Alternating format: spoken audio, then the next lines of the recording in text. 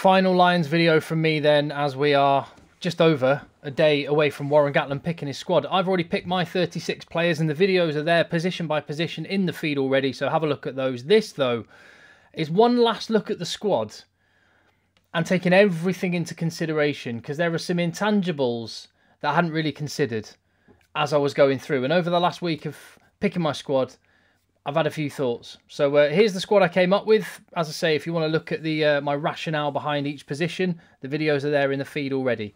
There's the 36 men. There were some positions which, in retrospect, I sort of think still niggling at me.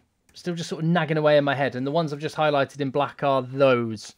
All of the front row positions, back row, centre and outside backs. And the players that I think could potentially... I could potentially swap in and out. And the factors that went into me thinking this were, did I overthink the balance of the squad and the positions you need to cover in what ways, given that it is a 36-man squad? I talked about it being a small squad a lot, and that definitely influenced some of my selections. Equally, the unique nature of this tour, I think, means it's going to be like no other. They're going to be in a bubble. They're going to be spending a lot of time with each other. And that's one thing that came to my mind when I was thinking about loose head prop. Well, actually, in the case of Cian Healy, it was watching La Rochelle absolutely smash Leinster that got me thinking there. And as I said in my video on loose head props, I made my selection on the basis that I think Rory Sutherland is not fit. He may well be fit and he may well go, but that's why I made the choice about Cian Healy. As for Joe Marler, I think he is probably the best scrummaging loose head prop in Britain and Ireland combined, and that's why he was in the squad. But bearing in mind he opted out of the England Six Nations camp before a Lions tour, and listen, this is no judgment whatsoever on Joe Marler. I can totally understand the importance of family, the difficulty you might have in certain scenarios and making that choice. But I think when I was thinking about that, and the type of tour this is going to be, you're going to need some absolute soldiers who are going to be quite happy in that kind of an environment. And as a result, that's one of the changes I've made to my squad. Mako Vunipola in at loosehead. I do think he's an outstanding player. Yes, slightly undercooked because of Saracens' lack of game time. And he hasn't had the opportunity with Saracens. I just think on a tour like this, I'm going to change to Mako Vunipola. Like I say, with loosehead prop, I would not be surprised to see Rory Sutherland's name instead of Cian Healy there. Or someone else. Who knows? Ellis Genge has been talked about by some. To Hooker and Jamie George. And yeah, I wondered whether I sort of overlooked Ronan Kelleher and Rob Herring in particular, and what they offer. I do think had one of Stuart McAnally or Fraser Brown been available, they might well have been the third hooker taken on tour. I'm going to stick with Jamie George. Reason being, as I say, the nature of this tour. And if it comes down to a 50-50 call, Jamie George is not only an outstanding player who's been there and started in Lions Test victories against, one of the best teams in the world champions at the time, New Zealand. He's also an absolutely amazing bloke. And if you need characters in the squad that can keep everyone bound together over an extended period of time where they're living in each other's pockets, Jamie George is exactly the kind of guy you'd want to have around. To tight head prop, and I picked Andrew Porter. Now, I love the guy.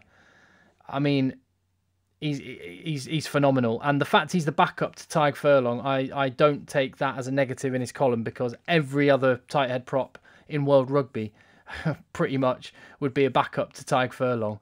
I think Andrew Porter is outstanding. The reason I had a little question mark here is that I picked him because he can scrummage both sides. And I was thinking maybe Warren Gatland would want to only take 5 props. But I don't think that's the case. He'll take 3 props on either side of the scrum. And as a result, I've very, very much been thinking about Xander Fagerson.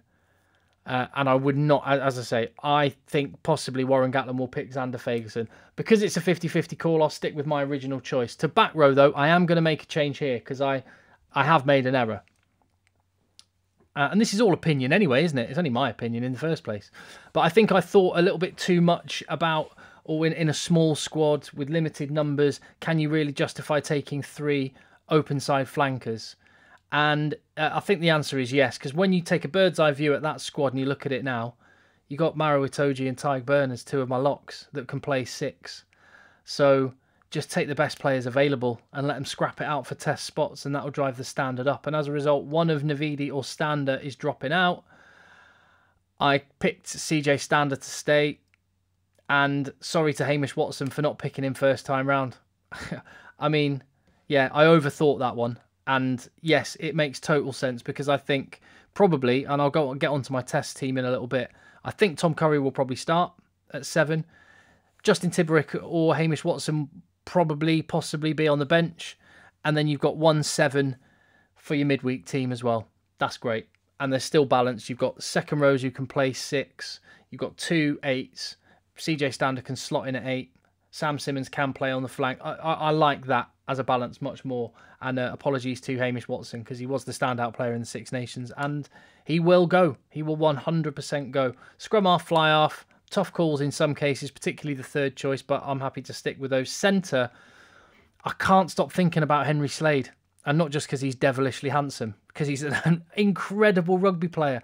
And I could quite happily put Henry Slade in instead of Gary Ringrose, or Henry Slade in for Chris Harris, because Robbie Henshaw and Jonathan Davis can play 12. So it could be Ringrose and Slade. It could be Slade and Harris. Oh, I really want to put Henry Slade in. But as it's such a marginal call, I'll stick with where I was. And I'm going to do exactly the same with the back 3, where I just cannot stop thinking Johnny May and how good he can be. And yes, England had a terrible Six Nations, and Johnny May did not cover himself in glory there, but he still did some really, really good things. His finish, is it in the first game? And his work under the high ball is outstanding. And I think sometimes it's like Josh Adams, had he been in the England team, I don't think I would have his name down there on that list. I'd probably have Johnny May's list. If Johnny May was Welsh and in the Welsh team, and Josh Adams was English and in the England team, I think I'd probably have Johnny May in the side. And I was sort of thinking, is that right and is that fair? Can you judge a winger when the team that are inside him are playing so poorly? And think about what Johnny May has done since the last Lions tour, the improvement he's made. He's become one of the greatest wingers on earth. And he was, with Cheslin Colby, the best winger on earth only a couple of years ago. So I can quite happily slot Johnny May in for either of those two players. Again, because it's such a tight call, I'm just going to stick to my guns, and there is my 36-man squad. But I think it just goes to show just how difficult it is. If you're interested, that's how it breaks down in terms of nationality. Quite a fair spread, and it probably reflects the fact that Wales were the best team of the 4 home unions. So there we go. And as for my test 15, see what you think of this. That's my team. Wyn Jones, Ken Owens, Tyg Furlong starting. The front rows on the bench, Luke Cowan-Dickie, Mako Vanapola and Carl Sinclair, an all-English bench for the front row. Second row with Itoje, captain Alan Wyn Jones. A back row with Tyg Burn. I just think he's sort of... He's not the same as Peter Steph du Toit, but he's a third line-out option, and he's great on the deck, can slow up South Africa's ball. I would start him on as it currently stands with Tom Curry and Talupe Faletau, 2 tough cookies, and you need to be, to take on South Africa. I think it's not as big as South Africa, but it's a big, big back row, powerful back row, and Curry and Byrne can do some damage on the deck. And when you add in Maro Itoje and even Ken Owens can get stuck in on the deck, I think you've got some issues you can cause there. Farrell in the midfield, lots of people will disagree with that. I don't care. I love him. And I think he's absolutely brilliant. I wouldn't be surprised to see Owen Farrell wearing 10 or 12. And equally, I wouldn't be surprised to see him wearing number 22 and on the bench. Watson, Williams and Hogg, I think that's a nailed-on back 3. Some people would say Lewis Rees-Zammit will start. Maybe. I just think, actually, the class in those back 3 players is on another level. As for the bench, what I really like about it is the attacking ability. If you need to chase a game, if you're 8 points down, 15 to go, and you need to get a spark from somewhere, Finn Russell, Lewis Rees-Zammit, Gareth Davis, Luke Cowan-Dickie and Kyle Sinclair, you've got Justin Tipperick as well. You've got the ability to really do a number there. But still quality players if you need to close a game out. They're smart, good quality rugby brains. So there you go. That now is Lions done for me. until Thursday, when I'll be back on here chatting about what Warren Gatland has picked, why he was right and I was so wrong. In the meantime, leave your comments. And can I say, hopefully, through these videos, if you've enjoyed any of them, hopefully I've earned your little click on that subscribe button, the little red subscribe button just down here. So click that, leave your comments, hit like if you would. That helps with the algorithm, helps us find rugby fans, which is exactly what we want to do as we get ready for the Lions 2021. See you on the next video.